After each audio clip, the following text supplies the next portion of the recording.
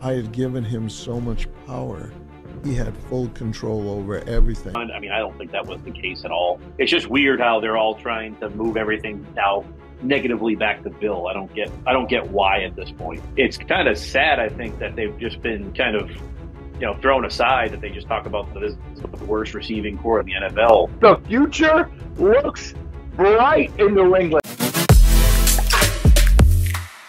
So we're back. Another episode of the Dan and Ninko Show. I was correct. The future looks bright in New England. Are you kidding me, Dan? Dan is not here. Dan is overseas, some big sea over there. He's across the pond in London. You sound like you're from London. I'm on the beautiful Thames River right now. Wow, beautiful. Take a swim. Jump in there. Jump in that water. Probably get a sickness. Yeah, get a plague or something. Anyway. So you're there for the game. Dan's there for the game. We are doing a remote show. Ninko's in his old studio. It's a little rundown right now. Don't judge me. The old ESPN studio. The old ESPN studio. A little dust up here. A little dusty. So, Dan, first officially, you went to Paris. Did you go to Paris? Yeah, you went Paris. to Paris. Wow. Paris How was that? It was nice. I've been to Paris a bunch of times. You haven't been, right? No. Why? I just, I'm a big stay within the confines of the United States of America fan. You like to travel out. You like to go to all these different crazy places. I like to just stay here. If I'm going to go somewhere crazy, I'll go to like Marco Island or something, play a little shuffleboard. We went down to the catacombs in Paris with all the bones and everything. 10 million people down there. How many people? I think it was 10 million is what they said. Wow. You don't think there's spirits down there? Well, they were dug up from somewhere else and put there. Yeah, that's weird. Why would they dig people up to put them somewhere? Because in France back then, they just buried people in an open pits. So it started to smell really bad. And then, the sanitation and all that. So they realized they couldn't do it. So then they had to move them somewhere. So they moved them down to the limestone quarries called catacombs. But they took all their bones and made walls with it. So they basically took the bodies and dismembered them and made walls with them. Yeah, well, a lot of them already had their heads cut off and everything. Yeah. Well, hey, history is brutal. That we know that is true. Speaking of history, the last time you were abroad watching a Patriot game was You were there. I was there. Yes, doing the Das Boot in Germany. Yeah, that was didn't go as planned, but I think that I'm feeling good about this week. I think that you're getting a Jacksonville team that, what are they? I don't know. Garbage. The Patriots are coming off a loss, but there's some things to be encouraged, especially Drake May. I think he played well for his first game. Started out a little shaky, threw the ball down the field. When was the last time we saw a quarterback throw a 50-yard pass down the field for a touchdown? You guys enjoying the show? There's a few ways that you can support the Dan and Ninko Show. First being subscribe to our YouTube channel. Or you can become a super fan. Go to danandninko.com. First month is 50% off, so it's only $5 to subscribe. That gives you an exclusive chat with Ninko and I on Discord, access to exclusive content, 15% off our brand new merch store, which has some really cool stuff in it, our members only merch, and you get notified when we have special guests on the show.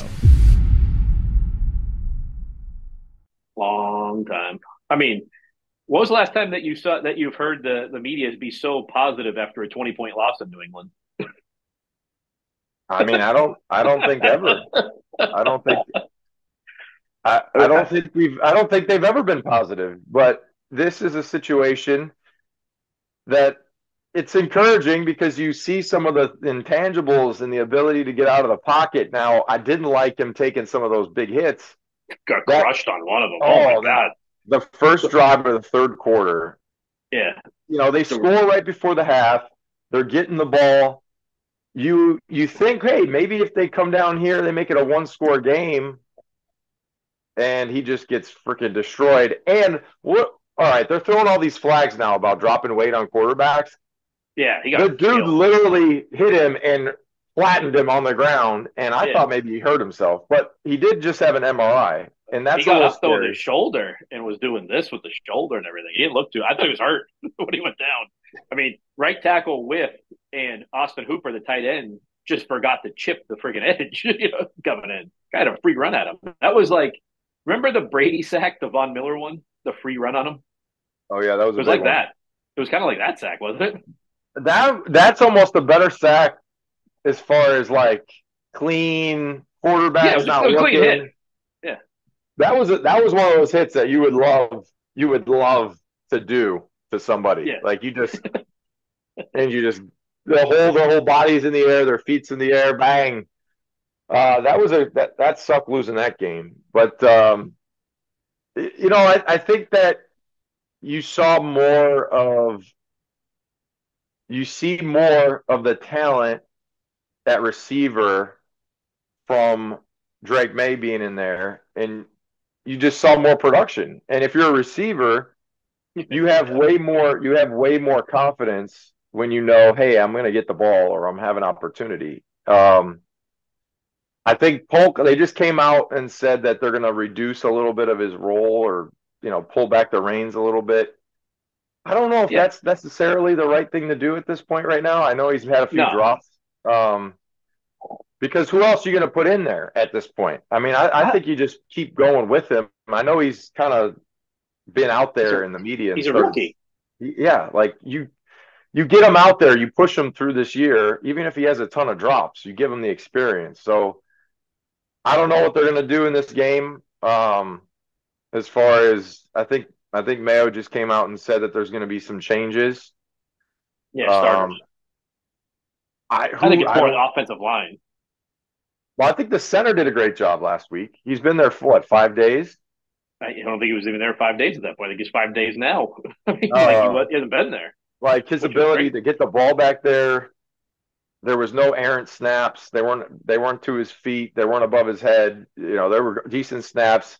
You would assume that there's some limited understanding of the playbook. So hopefully there's more understanding of the playbook. I think my biggest concern is just the edges. Like you got guys, you don't know who you're going to have on the edge. There's moving parts. There's no continuity with the offensive line.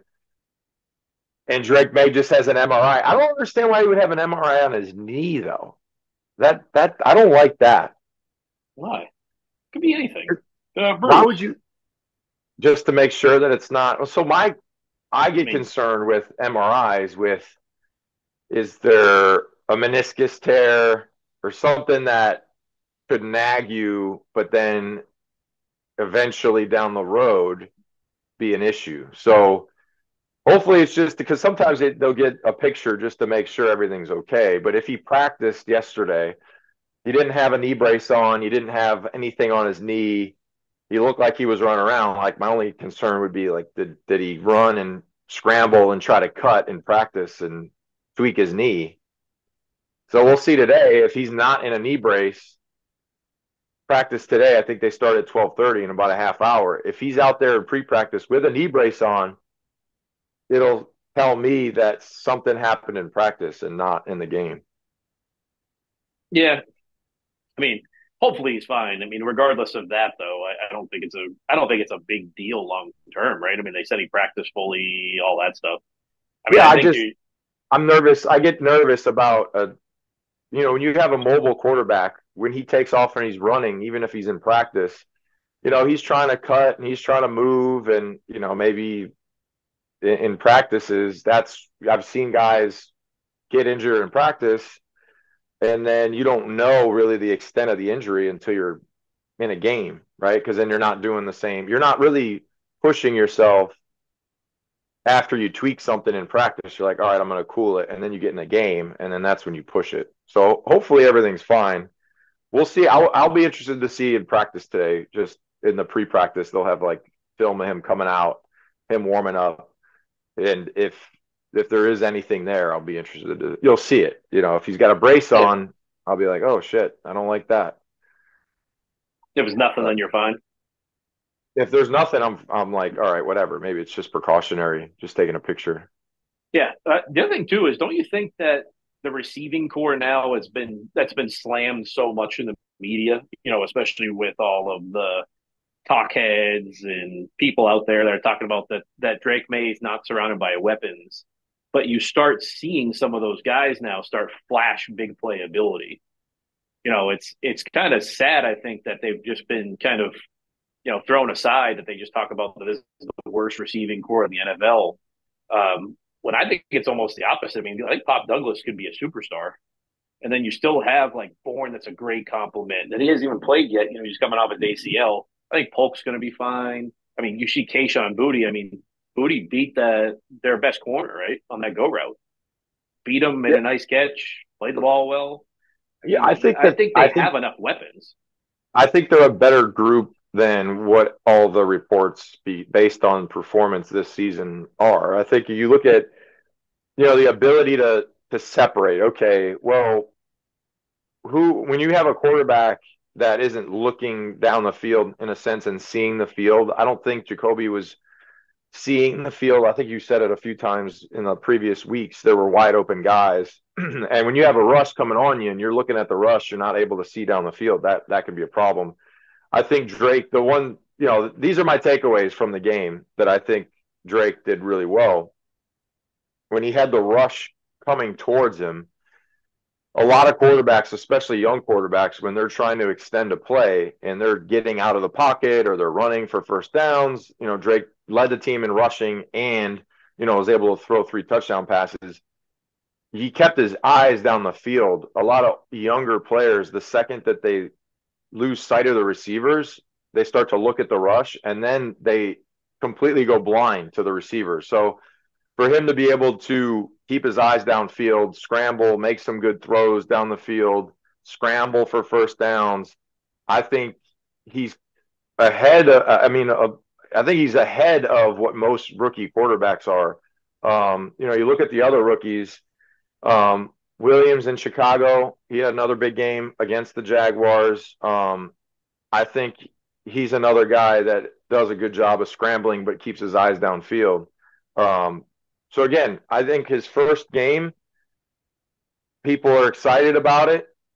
I want to see him stay healthy. I want to make sure he continues to progress, because he looked good, but he still has to progress. Like that first interception, he didn't have his feet set. He looked a little antsy. Yeah, it was bad. So yeah, hopefully with more experience, it'll settle him down a little bit. He'll get more confidence.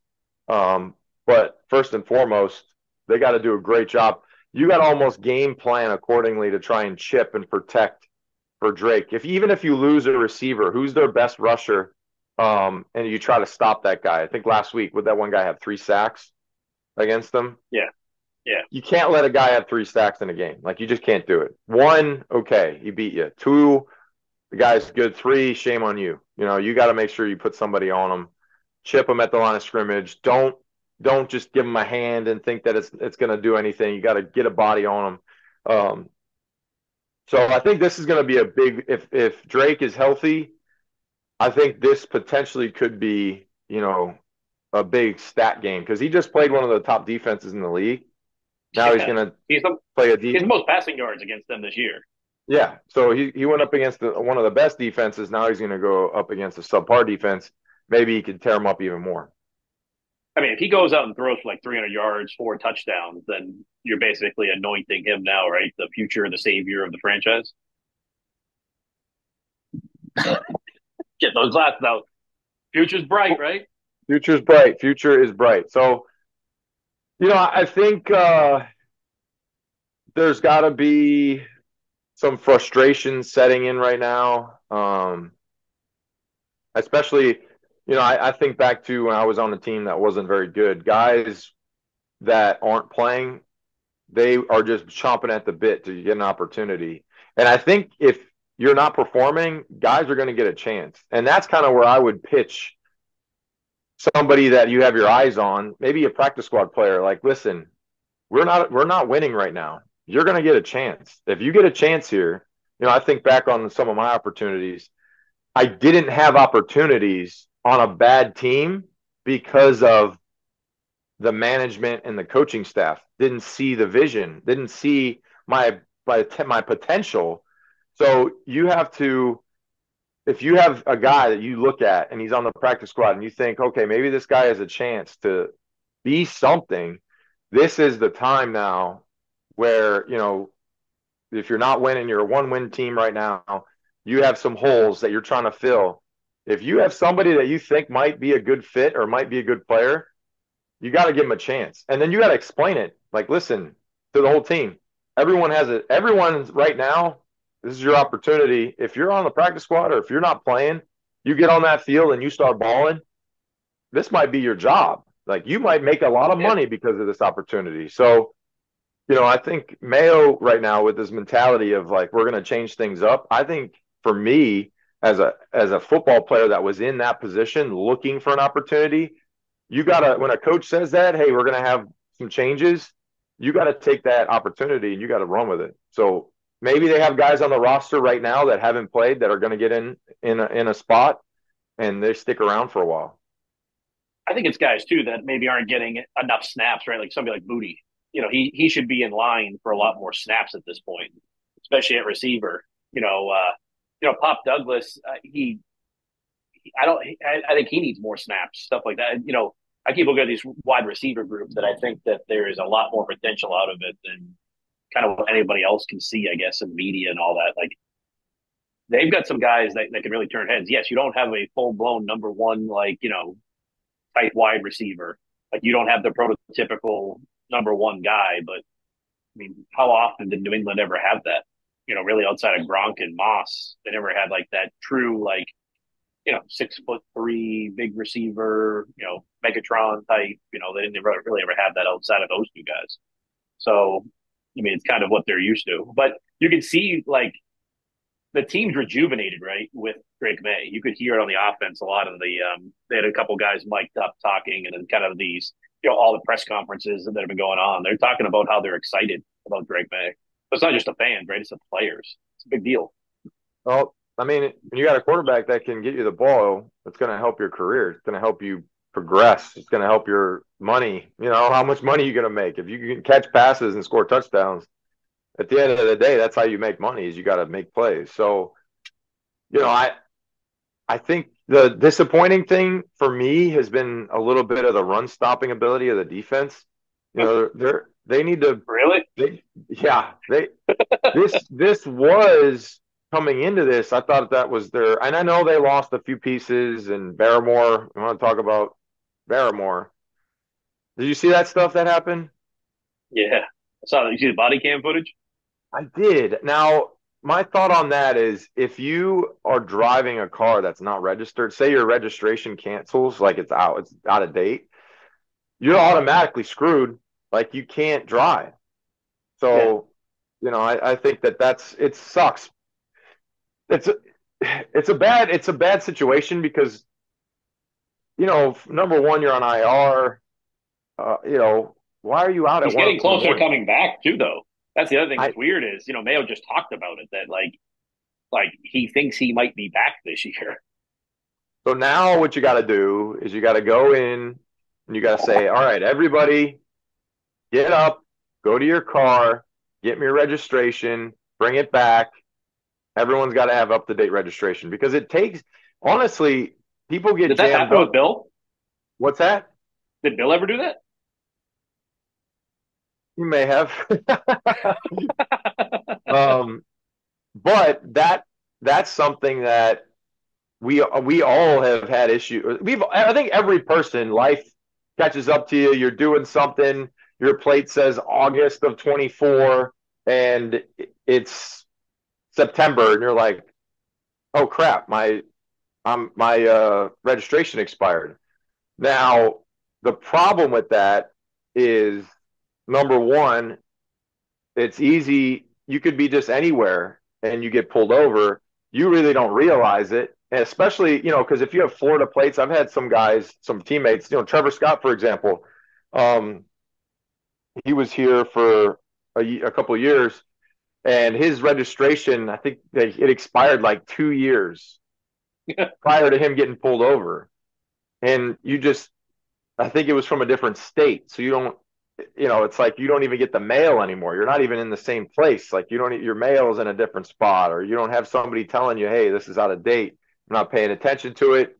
And then you can get jammed up. So, I think what he should have done is not posted on Twitter. Like that's because at the end of the day, they have the right to just say, hey, you're expired. Like your car registration's expired. You're getting towed. Like, hey man, like that's not on us. So it's not good. There's some shit going on that's not good. Pepper stuff's not good. So you hope that. Do you think that's part of the new locker room culture that they're building? Is that's causing some of that stuff? You hope not, because these are the guys that are supposed to be the leaders, right? So I think it's also got to do with just, what's Barrymore, 25? Yeah, he's pretty young. Like, it's not when you're 25 years old or 24 years old. I mean, from experience, some of these guys don't even have their own car. They have a dealer car. So they're not even used to having a registration or keeping up with certain things. So at the end of the day, it's not a money thing. It's more so just the responsible being a 25-year-old adult, making sure like, hey, everything that my taxes are supposed to be done. I'm supposed to have this done by the 15th. My registration is supposed to be up to date. All these things. My insurance is supposed to be paid. My property taxes. All these things that as you get older, you're like, oh, okay, this is what I got to do. This is what I got to do. Sometimes when you're younger, you're just like, you're not even thinking about it. So, I think that there also is a responsibility for you as an adult to make sure that you handle things as an adult. You're not in high school or college anymore where people are doing things for you. Like, listen, you're on your own. Like you gotta figure it out. So, that's all. I don't think nothing's gonna come of it. Like he's fine. He didn't do anything illegal. But it's just not what you want to deal with. Trying to build a new culture, where you have to deal with guys that are, big money guys that are going to be there a long time. And now he learned his lesson. So now he's probably always going to have his car registered the proper way or have it up to date. But it's stuff you just don't want to have to deal with, Yeah. For the people that are on the side of the new culture is causing this, I can tell you under the old culture, there was some things that never got reported, like, high speed chases and shit like that, getting calls from police at 1 o'clock in the morning. Like there was all that stuff that goes on. It's just, I think it's just kind of compounding right here where it's all kind of being caught. I don't think it's a culture thing. There's a lot of people talking though with the coaching staff that they're a very badly coached team right now. And I know Mayo is a friend of yours. I don't see when I'm looking at the team, to me, I don't see glaring, okay, like if you have holding calls or if you have, what was the first play of the game, illegal procedure, legal formation. Like that stuff to me, first play of the game, all right, first play of the game, put yourself in the mindset of a football player. You have maybe a total shot running through you. You took 2 5-hour energies. You're jacked up on everything and anything just to get ready to go for the game. It's the first kickoff. Ninko juice. You take a smelling salt. You have one in your glove for an extra. You're out there on the field. You're getting ready for the kickoff. I'm going to go down there. I'm going to smack somebody, and you're a yard or a half a yard off where you're supposed to be. Okay, I can digest. And I'd say, listen, hey, this new stupid rule that we have on kickoff, everyone's got to be right here. Don't move until the ball's kicked because that's illegal. And I get it. You're excited. There hasn't been, like for me, there hasn't been any flag, like replays that they should have replayed or flags that they should have thrown to replay something yet. Like there hasn't been anything glaring where you're like, oh, look at that. That's mismanagement or the time management. I didn't see any issues with the time management. The 12 guys, sometimes I talked about that when you have a guy that's up that gets hurt that's down and then comes up. Like that's all like everybody getting the right communication in. Now the only thing that I would say potentially could be an issue would be what style of offense are you running for the style of player that you have? That's my only thing. Okay, if I was coming in, if I had a true pocket style quarterback, now this is just being a defensive guy. If I had a pocket quarterback, all right, this is what I'm running. Check with me system, more run, got to work in the play action pass.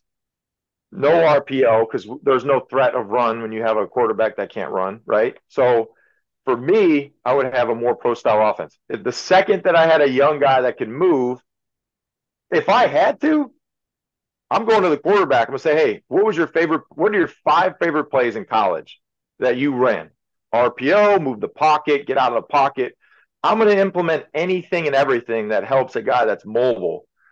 I'm going to do maybe some quarterback gun runs, quarterback draw, quick stuff, move the pocket, RPO.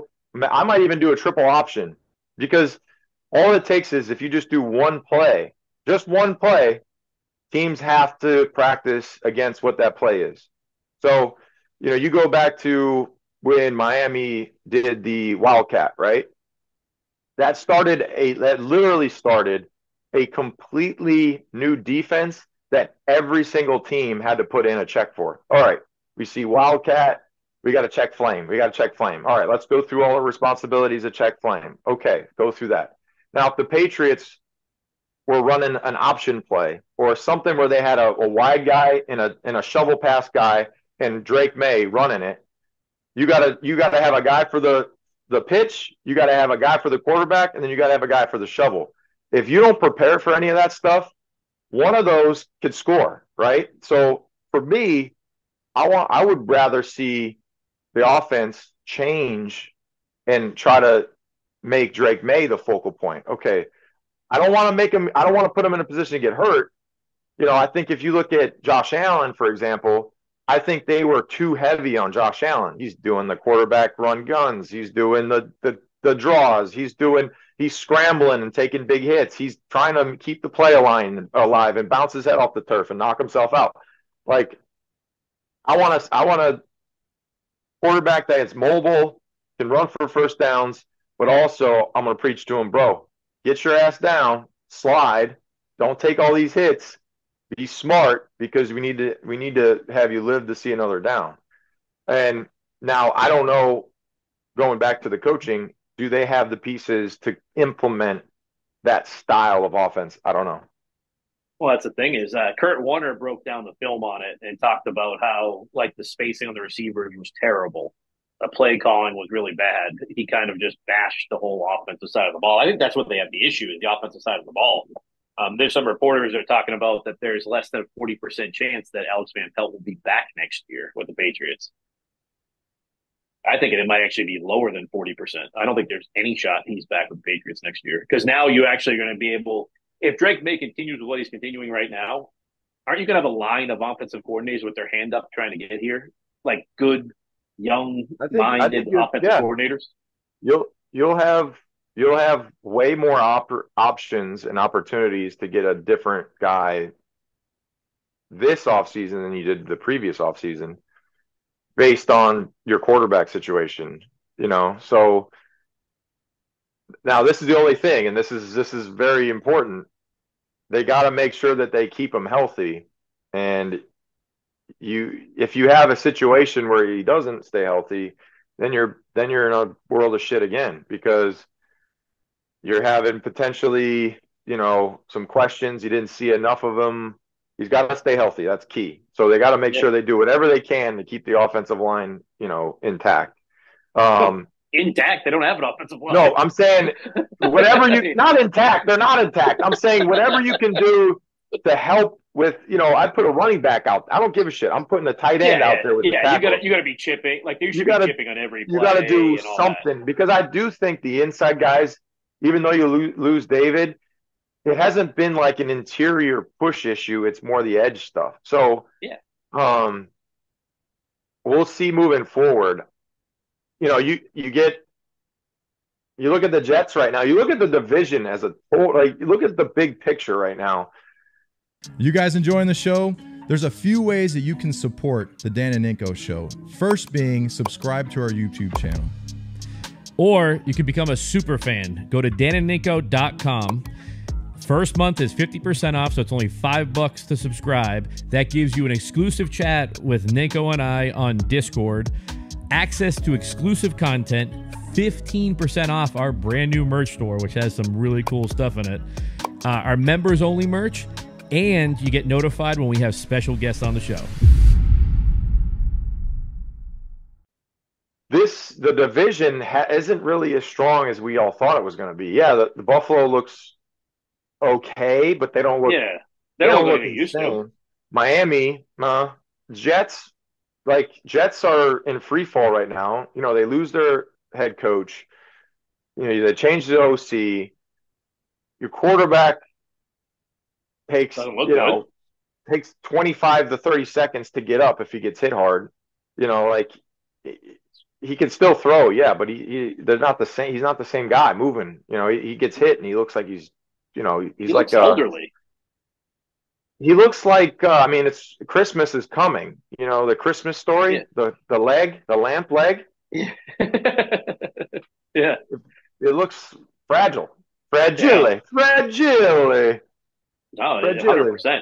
I mean, if you go out and you got a good offensive coordinator with, you know, some other minds around there, if you go get like Nick Caley and then spend some money on the offensive line, draft the left tackle, I mean, you could have a team that could compete for the division next year with what you got. I wonder, when do they leave? They leave. So today is. They leave today. Thursday. They leave after practice today. Yeah, they leave after practice. You going to be on the plane? What's that? You going to be on the plane? Oh, no. I'm relaxing. I'm not going across the pond. You already did once. You went to Germany last year. You weren't invited, though, this year, I don't think. You know how many times you are, when you're going across that big of a body, like that large body of water, you go up. You're going over water. No, with ice. You don't ever sit in the plane and just, like, sometimes think, what if the whole thing just falls apart? No, I'm just asleep. I was on the second story, Robert. Second story plane, double decker. See, like like, to me, I don't know how things that big fly, but that's why I'm not an engineer. It flew well. Isn't it exciting though? I know you and I have talked before about like kids and stuff like that they don't even know who the Patriots really were. Like, you talk about like your own son that they don't even know who you were. Like, you know, that you were in this dominant team and all that. Isn't it a little bit exciting to maybe watch them now look at Drake May and to think that, holy shit, we could have kids here in New England that might have like a quarterback like they see like Patrick Mahomes or Josh Allen, like that type of quarterback that can improvise, and then they'll actually ask to wear the jersey and stuff like that. Isn't that pretty exciting? Well, I took Everett to the game and the Texans game. He wanted to go to the game. He doesn't have a jersey. So when we got to the game, he wanted a jersey. He wanted the Drake May jersey. I got him the Drake May. He threw the first interception, and Everett did say, wow, he is not doing well. And I said, patience. Let's be patient here. Let's see how it goes. And at the end of the game, he was happy. He was excited. He's like, man, I think we got a quarterback. I said, I think we do too. So it's crazy, though, because it only takes, like, what's it been, 5 years since Tom left? Yeah. So 5 years. In 5 years, Everett doesn't remember. You know, he was 3 years old. He does not remember anything about the good times, right?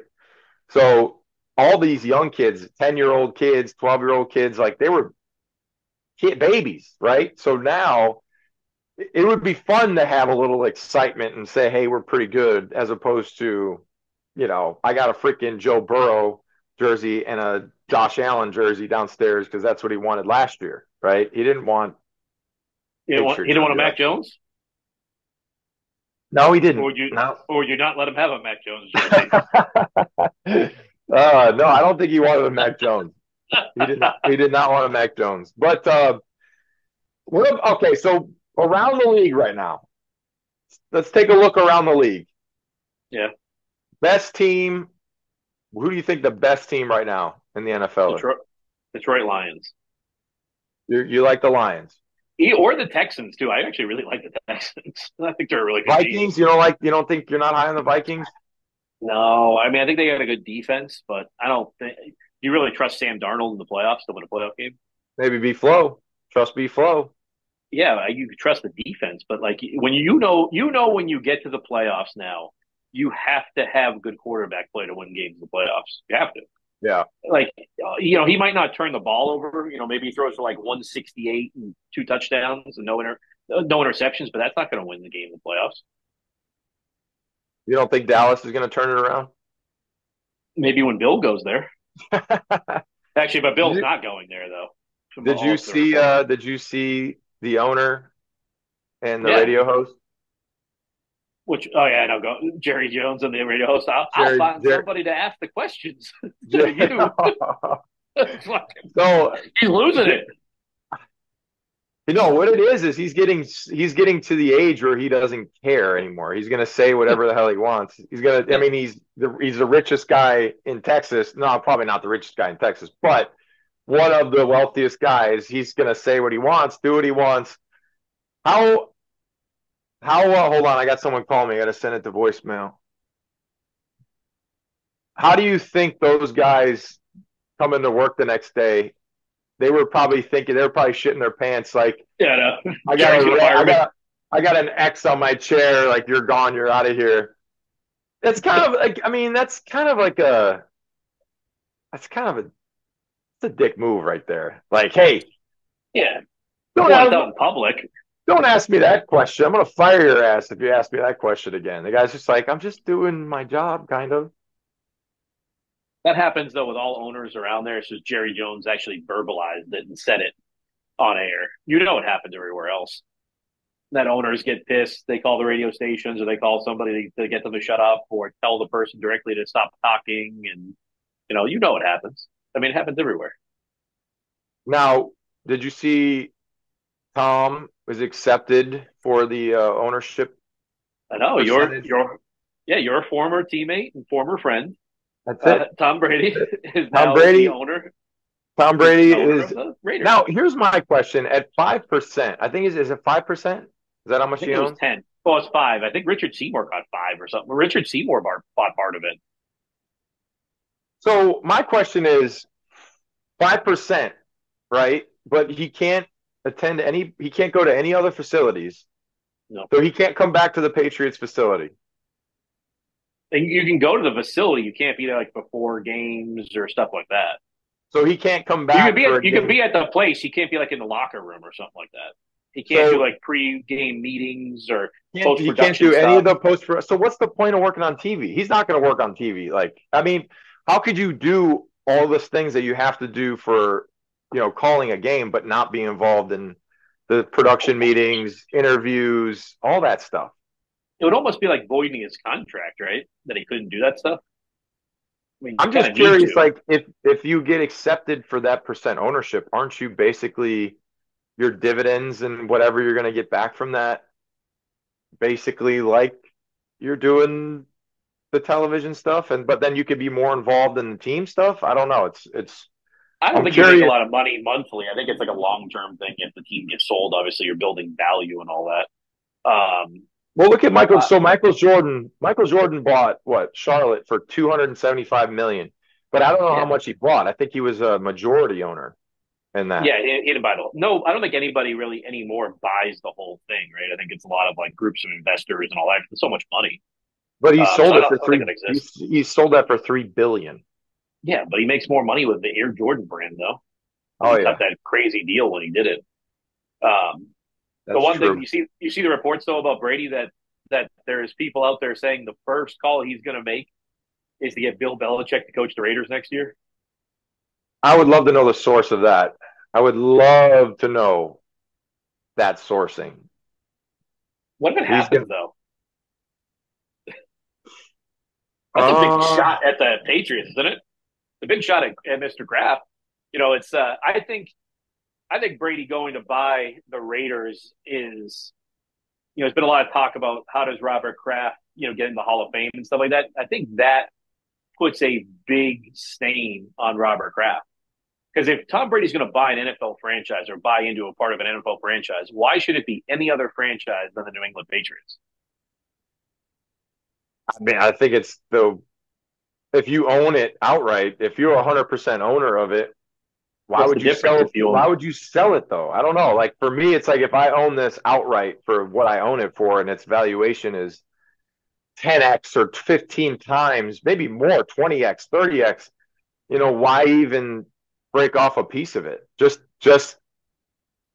I'm not sure. I don't know. I think that's a tough one because, my thought is why would Al Davis sell 5% or 10% if he sold Mark? Sorry, Al's the old man. Why would he sell 10% of the Raiders if he owns 100% of it? I don't know. Because you make more money though. Like you're selling the 10%. So like say Robert Kraft owns 100% of the Patriots and he sold 10% to Brady. He'd pick up that money that Brady would pay him for it, right? But his franchise would be worth more money though. Because now if you have to go sell it or something ever comes up, isn't it worth more knowing that Tom Brady is part of that franchise? I mean, like his appearance, him in the building, him being able to talk to players. You don't think like the recruiting side of it that Tom Brady couldn't recruit some of the best players and athletes in the country to come to the Patriots if he's an owner of the Patriots? Now he's going to be recruiting them to go to the Raiders. I don't think the valuations, like these valuations, I think what are the Raiders, like $7 billion? $7 billion, I think. I still think that he increases the value of the franchise though, if he's a part of it. He's bringing I think it depends. I think it depends on how much commitment and time and energy, because that's also the same thing. Like you look at Dallas. Dallas has an owner that's involved in everything. He's basically the GM, right? Yeah. That's been kind of a slippery slope and an issue. Isn't everyone saying, well, he needs to get a true GM or he needs to not make all these decisions and he needs to do this and do that? Like for the majority of the owners, say 100% of the owners, they're not like football players, right? So maybe Tom being a football player helps him evaluate talent better, maybe evaluate a coaching staff better. I don't know. We'll see. We'll find out. But how much? I'm curious to see like how much time and commitment are you putting into owning 5% versus like if you are the owner. You know what I'm saying? But I think Brady is going to put all that time and effort in there to help, like I said, to help your valuation out because he is going to recruit players and coaches and, all those people want to be around him. Think about like the young players coming out in the draft. I think young guys now, I just feel like in 2024, these players don't really care about anything except for how much money can I make. Now, you listen to Drake May. He talked about that he only cared about winning. Well, I like Drake May, and I think Drake May has a great attitude. He has a great attitude. But I think if you look at the NIL as a whole and how guys are leaving schools and there's no loyalty towards anything anymore. It's not like, hey, I signed with you and I'm going to play with you or play for you because I respect you. It's like, hey, I signed here. This other team offered me more. I'm going to go to that team. I'm going to get a starting spot here. So you got guys that are 5 years, transferred to four different schools in 5 years. I don't see guys now coming into the pros that have left 4 schools in 5 years and be like, oh, I'm loyal to this or I'm loyal to that. They're just going to say, hey, who's going to pay me the most amount of money? Oh, I don't want to go here because my taxes are going to be higher. Oh, I'll go to Vegas because it's Vegas and, there's no state income tax and it's cheaper cost of living than, say, New England. But I think it'll be interesting to see in the next 5 years how the NIL changes the way guys play in the NFL. I think it's going to be, I think there's going to be a lot more first, second year guys that just have a hard time adapting because they're so used to like going somewhere and like everything's given to them, everything's handed to them. So like we'll see moving forward. If you're not a highly drafted guy, say you're a guy that had everything given to him in college and you're a free agent, like, and you got to go through a little adversity. Like, I don't know how that's going to play out, but we'll find out soon. It's going to happen. I still think he brings that value, and it's tough now for the Patriots because Tom Brady's now going to be probably an owner of the Raiders for 30, 40 years. He's like 40 years old. So he'll be there forever. So people will know him more now as owner of the Raiders than they will even as a quarterback of the New England Patriots, which is a damn shame because he's the greatest ever play the game. I think everyone's going to see him as Tom Brady, greatest of all time, Patriots. Now, I don't think so. What if the Raiders just continue to be like they've been the last 10 years? I think it won't. I don't think it'll be good for Tom. So as an owner now of the team, of whatever percent, 5% owner, if they start winning, I think that makes a big difference. If they stay the same, I do think it's hard to build a great team in Vegas. I really do. I think there's a lot of distractions. Every day of the week, you could go to a pool party. If you're a 21-year-old kid, 22-year-old kid, I think there's a lot of temptations out there. So I don't know. I think you got to have great leadership. I think you have to have veteran leadership, and maybe Tom could bring that to him. Yeah, but he also maybe that first phone call is the bill. That first phone call is the bill to put that program into place with Brady. That would be pretty crazy. But they go and win a there's Super Bowl together. There's going to be more options for Bill to be a head coach this offseason than he's ever had, ever. Oh, yeah. His whole media thing that he's doing now, I think, has now expanded it to almost every team, I think, is going to be on Bill Belichick. If you don't have a head coach and you need a head coach, you're going to call Bill. So you're going to call Bill. You're going to see now really it's going to be a bidding war. Like Bill's going to say, "Hey, I have 6 teams that want me to coach. What are you offering me? Okay, what are you offering me? I'll do it for $40 million a year. Wouldn't be surprised. $40 million, though. $40 million a year. I'll coach 2 to 4 more years, and he'll probably go to the best roster. I would assume that he'd go to the roster, like a roster that's already established, but you never know. Yeah. Did you see that Robert Kraft on that podcast that he was on talking about how now that he fired Bill Belichick? No, where was that at? I forget. It's called like the Breakfast Podcast or something like that. He was on it.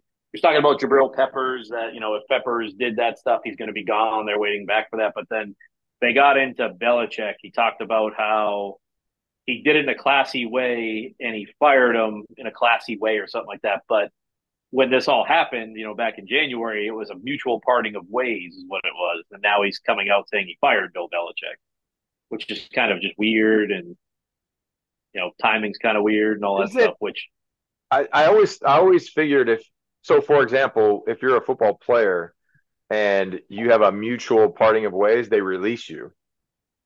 Yeah.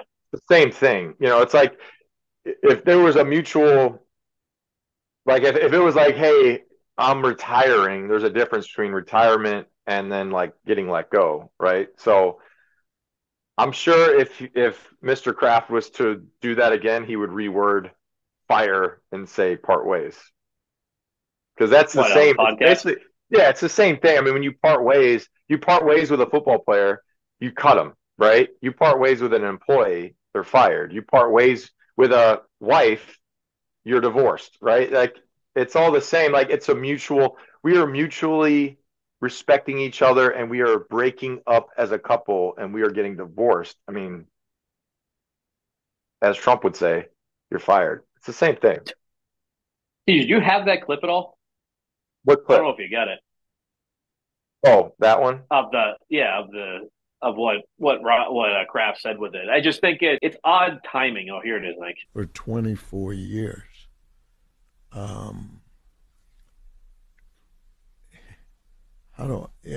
I didn't enjoy having to fire him, but I tried to do it. If you look at the press conference and how it happened, try to do it in a classy way. And what he did for us was great. People need to adapt. And if they don't, or look at you folks together, things can change. In life, it's about getting good chemistry and trust. And feel that, you know, our record the last 3 to 4 years wasn't what I wanted. And I had given him so much power. He had full control over everything. And shame on me. I should have had some checks and balances better. But he had earned that right. But then the results weren't there. And if you're in the sports business, you know, you win or you lose. There's no gray. Right. And I hate losing. You know, when you come out though and say, you know, that he let Bill do whatever he wanted, I mean, I don't think that was the case at all. You know, obviously an owner has has the checkbook, right? Like, you know, they got to sign a check. It's not just up to Bill to give the check. I think that the Crafts did sign off on contracts and all that. Obviously, they probably gave Bill a lot of leeway with it. But there was also a press conference that Mayo had that he talked about how, you know, basically he said that the team wasn't any good. He didn't have anything to do with the roster. He's kind of pointing it back to Bill. It's just weird how they're all trying to move everything now negatively back to Bill. I don't get why at this point. I mean, I think at this point it's more of a, well, look at the situation, look at the roster, look at the talent, blah, blah, blah, blah, blah. Now, I think, honestly, the only thing you can do now is you got to win in the draft and you got to pay some key pieces this offseason. You're gonna have to do that. Like that's your only option right now. Like if you're in that building and you're like Mr. Kraft is saying, like, we want to win and you want to have the horses.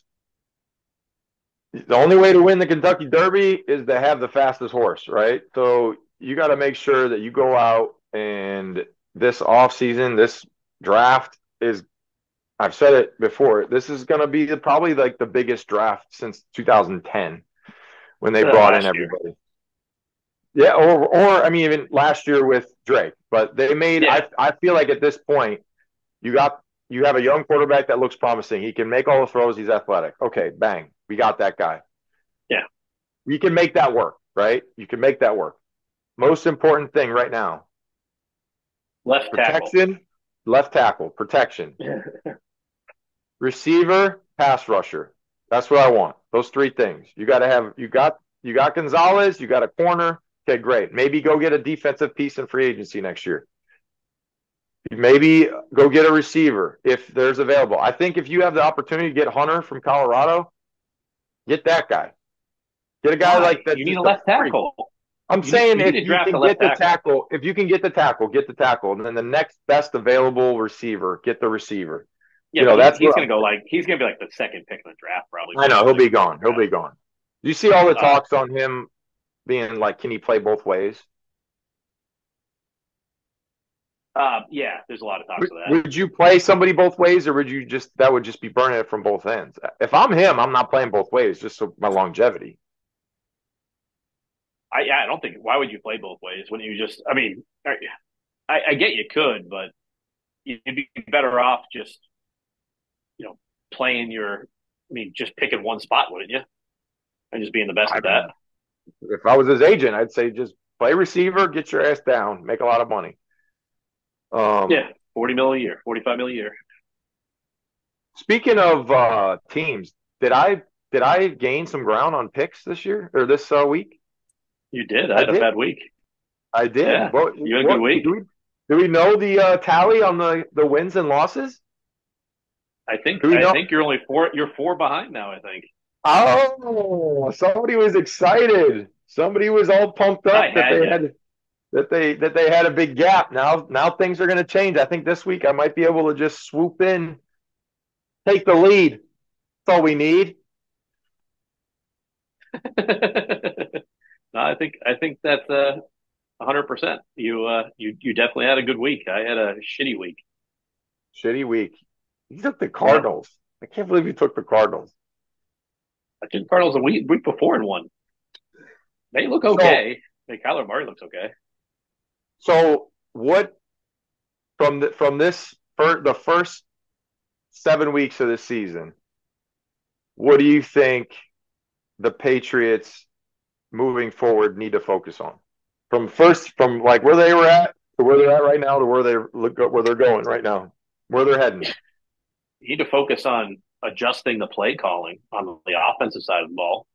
On trying to basically tailor make this offense for Drake May. He's a different quarterback than what you had, obviously, the first 5 weeks. It's very clear of that. So you got to do that. Number two, you got to figure out how to stop the run. I mean, you have to figure that out. I think Gottschall was rated like the number one run defender in the NFL on the defensive line so far this year, but he can't obviously do everything. I mean, the linebackers didn't do a good job. That Bentley loss, we've talked about it before, was so big. Yeah. You got to find somebody to fill that role to be able to stop the run. And I think the third thing is just, get these young guys more playing time. I mean, just get every young guy you got playing time to see what you really have, so you can go have a good offseason. Yep. What about you? What are the three keys for Ninko? 3 keys would be, number one, keep Drake May upright, keep him healthy. He's got to stay healthy the rest of the year. Yeah, I didn't like seeing that he had an MRI yesterday. I didn't like seeing him on the ground, like having to get picked up after that one sack. Like, I would go to each offensive lineman and say, listen, like, your job is to make sure that kid doesn't get killed. If you fail, your ass is, I don't know you're gone. I would just say that. If you can't protect this kid, you're out of here. And I'm just going to bring somebody else in. Somebody else is hungry. Somebody else is going to do a better job if you can't keep him upright. Like, I would have to do that. I couldn't watch the kid go out there and just get destroyed. So I think first and foremost, you got to work on the protections, make sure that he's, not getting killed, blindside killed shots. Like, if he sees it coming and he can avoid stuff, great. If he's like looking this way and getting hit from the side, like, that's unacceptable. I think 2 would just be like the morale, like, of the team, because when things start going the wrong way, I've been on a team that was 1-15.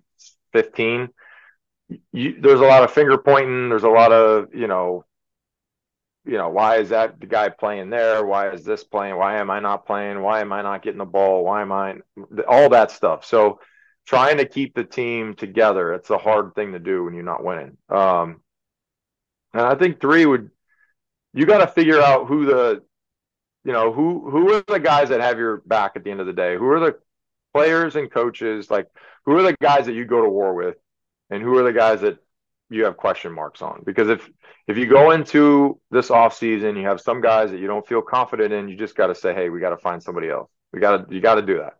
So I guess at the end of the day, continue to develop Drake May, make sure you protect them, and then find out who your ride or die guys are. Who can I ride with, and who have to pack their shit and get out of here. Yeah, that makes sense. Going to do picks now? Let's do it, baby. I'm coming back. You got the thing up, DJ? Put it up on the screen. You guys enjoying the show? There's a few ways that you can support the Dan and Ninko Show. First being subscribe to our YouTube channel. Or you can become a super fan. Go to danandninko.com. First month is 50% off, so it's only $5 to subscribe. That gives you an exclusive chat with Ninko and I on Discord, access to exclusive content, 15% off our brand new merch store, which has some really cool stuff in it, our members only merch, and you get notified when we have special guests on the show. It's going to be interesting to see who Ninko goes with this week. Well, we got a game tonight, especially don't we? In the Patriots game. Yeah. Who's playing tonight? Isn't it the Broncos? Broncos Saints tonight. That's the first game. Broncos Saints. I'm going Saints. I'm also going to go Saints. Broncos scare me. Both teams scare me, but Ooh. I'll go with the home team that way. All right, next game, we're going to be Lions at the Vikings. That's a good game. How's that? I'm going like a Monday night game. I'm going. It's a 1:00 game too. Going with who? I'm going Vikings. Yeah. I'm going to go Lions on that one. Dan Campbell. Okay. All right. He's going to be coming up doing his Applebee's commercial. Titans 3 away. Bills. I'm going Bills. Bills. Dolphins at the Colts. I'm going Colts. Colts. Seahawks Yep. at the Falcons. I'm going to go Dirty Birds. I'm going to go Falcon. I'll go Seahawks in that game. I think Falcons are Texans at the Packers. I'm going to take the Packers. I'm going to go Texans in that one. All right, and then we're going to have Bengals at the Browns. I'm going Bengals. Bengals. Eagles at the Giants. I'm going to go Eagles.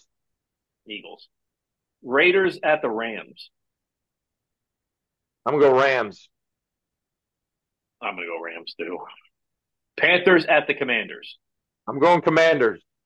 Yeah, Commanders. Chiefs at the 49ers. Oh, boy. I'm going to go. Chiefs are undefeated right now? Yeah, I think so. I'm going to go 49ers. I'm going to go Chiefs in that one. I don't think the 49ers. They don't look like the normal 49ers. Jets at the Steelers. I'm going Steelers. I'm going Steelers too. Ravens at the Buccaneers. Good Monday night game. I'm going Ravens. Yeah, I'm going to go Ravens too. And then there's another Monday night game, which is a terrible game. Chargers at the Cardinals. Ooh, I'm going to go Chargers. I'm going to go Cardinals. They're going to get me back here. Okay. You see that thing with, then we have the Sunday game all the way out here across the pond that I'll be at in person. I'm going to be chanting for Drake May. Who do you got in the Jacksonville Jaguars versus the New England Patriots? I'm going Patriots on this one. Yeah, I'm going Patriots in this one. I think it's an easy game to pick. Even though the Jaguars are heavily favored in this game. Hey, ask TJ to go on X or whatever and see if they have Drake May pre-practice today. You mean Drake May at practice? Yeah, at practice. See if you can see him like just walking out to practice on any like probably Twitter or X probably has that. Drake May strolled through the locker room prior to practice with no wrap, no brace on either knee, walking normal. So we're good to go. Everything's fine. Let's go. So Ninko's breathing a sigh of relief here? Yes, he's good to go, baby. Maybe that was just like precautionary, let's just scare everybody. I don't know. But he's fine. So I'm going with the Pats. I think they're going to win, and it's going to be a much-needed victory. Kind of weird, though. How do you have, like, no wrap, no brace, but you're getting an MRI on your knee? Do you think it's maybe bad reporting then? I mean, I don't know. I've had MRIs on things that I didn't really have injuries on. I think they just want to take a picture of it, make sure that, like, if you had any pre-existing thing. I mean, I've had the ACL. He's never had any of that, but they would take a picture just to make sure, like, there's no meniscus or no issue, bone bruise, something. But he's all right. But what do you got on the agenda? You going for fish and chips or what? I might go for fish and chips right now. It's dinner time here at 6 o'clock. That's right. They get it right from that little pond behind you there. Yeah, I don't think they get it from there. They might though. I'll be fine with it. I'll eat it. I'll get my microplastics in. Oh, perfect. Hey, they're everywhere. You got plenty of them. Hey, you got in your brain and everything. In my system, yes, we do.